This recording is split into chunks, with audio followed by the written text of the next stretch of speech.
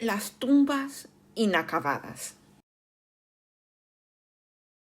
Hola a todos, amigos de la historia. Hoy nos alejamos de la imagen de perfección eterna que proyectan las pirámides para asomarnos a una realidad mucho más tensa y humana. ¿Qué sucedía cuando la muerte llegaba sin avisar y la tumba estaba inacabada? En este vídeo descubriremos que la arqueología no solo nos habla de grandes triunfos arquitectónicos, sino también de soluciones de urgencia y una obsesión para salvar el orden del cosmos en apenas 10 semanas. Para un faraón, la construcción de su tumba no era un proyecto de obras públicas secundario, sino la garante esencial de la realeza y la estructura más importante de todo el país. Desde el primer día de su ascenso al trono, que se celebraba simbólicamente al amanecer para representar el triunfo de la luz sobre la oscuridad, el monarca activaba la maquinaria administrativa para su sepultura. Este esfuerzo colosal consumía la mayor parte de los recursos del tesoro. La mano de obra bajo el sistema de corvea y los materiales más nobles, como la caliza fina de Tura o el granito de Asuán. La razón de esta prioridad absoluta era que la tumba funcionaba como un sofisticado dispositivo de resurrección o máquina mágica indispensable para el monarca. Si el rey lograba renacer con éxito, se convertía en un haj luminoso, capaz de interceder ante los dioses por su pueblo y mantener la fertilidad del Nilo. Por tanto, una tumba abierta e inacabada no era un fracaso personal, sino una amenaza directa a la estabilidad de Egipto, pues el caos o Izfet podía penetrar en el mundo de los vivos a través de un monumento que no hubiera sido sellado y activado ritualmente. A pesar de su naturaleza divina, el destino final del faraón dependía enteramente de la diligencia y lealtad de su sucesor. En la ideología egipcia, la sucesión no era un proceso puramente administrativo, sino un rito sagrado, donde el heredero debía actuar como el dios Horus enterrando a su padre Osiris. Este acto de piedad filial constituía, en realidad, el sello definitivo de la propia legitimidad política del nuevo monarca ante la corte y el clero. Al oficiar los funerales y asegurar que su antecesor descansara dignamente, el nuevo rey demostraba que era el guardián de la Ma'at o el orden cósmico. Si un sucesor abandonaba el cuerpo de su padre o dejaba su monumento en ruinas, su derecho al trono podía ser cuestionado por facciones rivales. Esto obligaba a los herederos a gastar recursos de su propio reinado para cerrar los complejos funerarios de sus padres, lo que explica por qué muchas pirámides muestran un cambio brusco de calidad en sus etapas finales. El verdadero drama de una muerte repentina se vivía en los 70 días que duraba la momificación. Este tiempo no se elegía al azar. Eran los mismos 70 días que la estrella más brillante del cielo, Sirio o Sotis, desaparecía de la vista antes de volver a brillar justo antes del amanecer. Para los egipcios, ese periodo en el que la estrella estaba ausente simbolizaba el tiempo que el faraón necesitaba para morir y volver a nacer.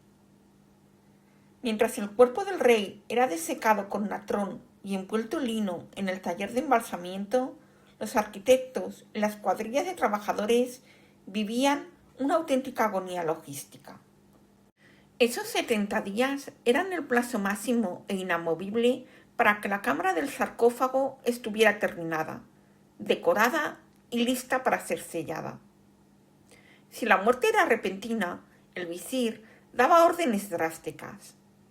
Se detenía la excavación de las salas más profundas, y los artistas dejaban el cincel por el pincel, para terminar la decoración a toda prisa.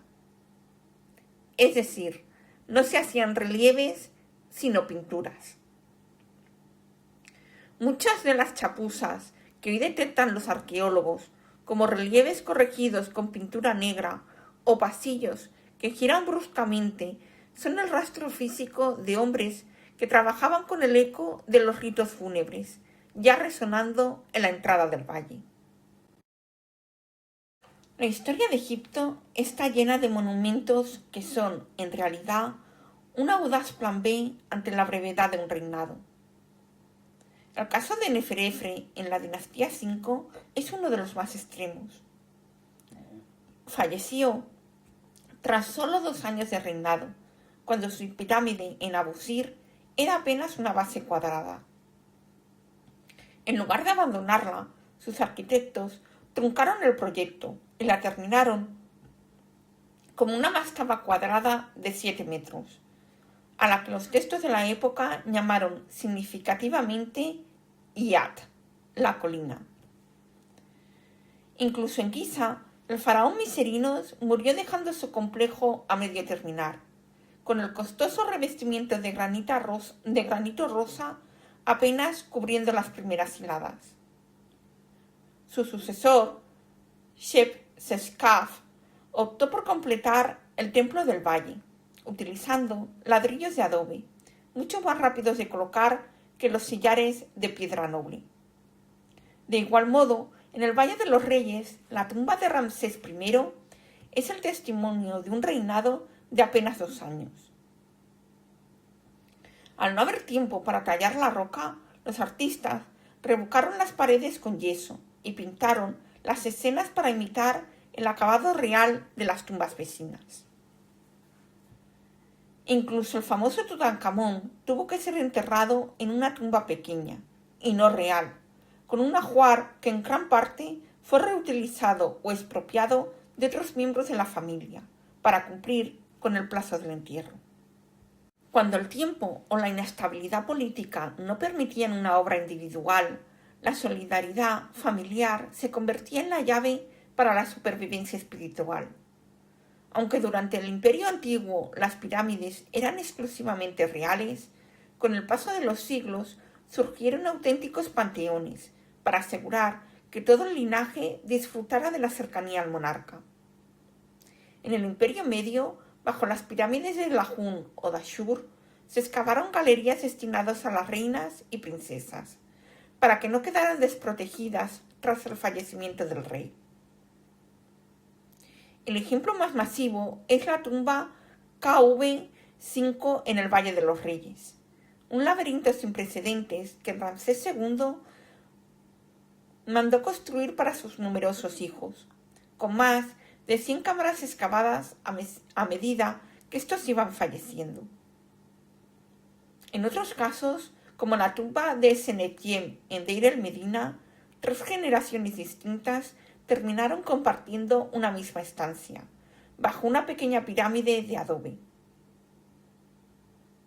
Incluso en la dinastía 21, en Tanis, ante el miedo al pillaje, los reyes optaron por construir cámaras sepulcrales para varios miembros de la familia real, dentro de los recintos de los templos, garantizando una vigilancia constante de los sacerdotes. El destino más irónico de estas tumbas ocurrió al final del Imperio Nuevo. Ante la oleada de robos sistemáticos y el colapso del poder central, los sacerdotes de la dinastía 21 se vieron obligados a realizar una operación de rescate arqueológico sin precedentes. Bajo el pretexto de restaurar las momias, las despojaron de sus últimos amuletos de oro para financiar el Estado, y las ocultaron en lugares secretos y de difícil acceso. Así nacieron los famosos escondrijos o cachets. En el depósito de DB320 en Deir el-Bahari se hallaron amontonadas más de 40 momias, incluyendo a gigantes de la historia como Tutmosis III, Seti I y Ramsés II, ocultos en la tumba familiar de un sumo sacerdote. Otro grupo de 10 reyes fue rescatado del pillaje y escondido en una cámara lateral de la tumba de Amenhotep II. Estas tumbas compartidas son el testimonio final de un Egipto que, cuando ya no pudo construir pirámides, se negó a dejar que la rapiña borrara el rastro físico de sus dioses reyes. En conclusión, los monumentos inacabados, las soluciones de adobe y los escondrijos secretos son las cicatrices más honestas de la historia egipcia. Nos muestran que el paso del poder de un rey a su sucesor era un momento de fragilidad extrema, donde la Maat dependía de la rapidez de un entierro. Un faraón podía planificar un horizonte de granito pulido, pero su descanso final quedaba en manos de un heredero, que, presionado por los 70 días del ritual, debía elegir entre la perfección estética y la supervivencia mágica del espíritu. Si te ha gustado este vídeo, no olvides suscribirte y activar la campanita para seguir aprendiendo juntos sobre la historia de Egipto. Hasta el próximo vídeo.